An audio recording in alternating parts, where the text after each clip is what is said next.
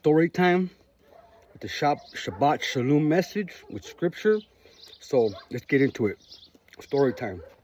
So when I was in the county jail one time, I ran into an old associate. He came down from prison and he was escorted inside the building with cameras and everybody's watching him because he was a high profile individual.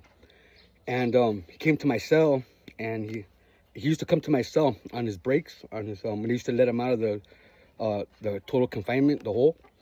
And I asked him, "Hey, why'd they bring you down, bro?" And he's like, "Well, they want to give me death row. I already have life." And he was telling me how he was driving around with dead bodies and like, you know, they gave him life, and then he killed his cellie, and so he's got life. And then he goes, "Oh, I'm gonna go to court today because they're gonna try to give me death row." And I was like, "Man, bro, I'm sorry to hear that." And then we were, you know, making a spread through the cell door. And I asked him, "Do you want me to pray for you or something? Like, you know, just to make sure everything goes right?" He's like, "Oh, don't do that. I hope they give me death row." I go, "As a matter of fact, I'm gonna tell the judge that if he doesn't give me death row, I'm gonna cut my cellie's head off and kick it down the tier." And I looked at him like, "Well, what?" He's like, "Bro, you know how good you live in death row? I'd rather live in death row than live in a level 4 penitentiary all my life." I'm like, wow, that's how people think.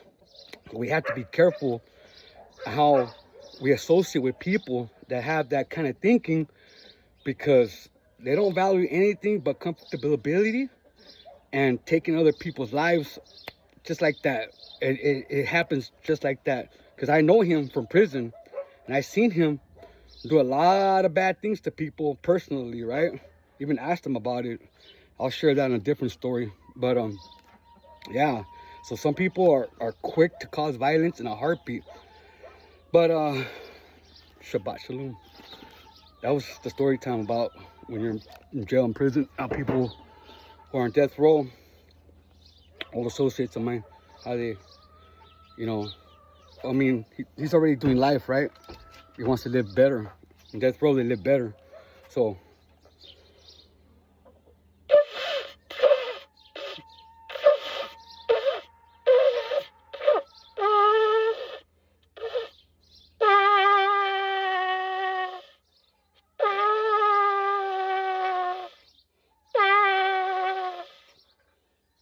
all my old associates who are all on death row, all of them, may Yahuwah have mercy on you guys. So now, let's do our Shabbat.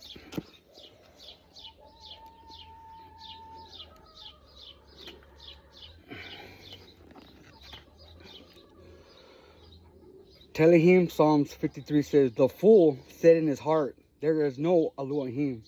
They have done corruptly. They have done abominable right unrighteousness. No one does good. Yahuwah looks down from the Shamayim on the children of men to see if there is a wise one seeking Elohim. They have all turned aside. They have together become filthy. No one is doing good, not even one. Have the workers of wickedness no knowledge, who eat up my people as they eat bread, and do not call on Elohim? There they are in great fear, where no fear was, for Elohim shall scatter the bones of him who encamps against you. You shall put them to shame, for Elohim has rejected them.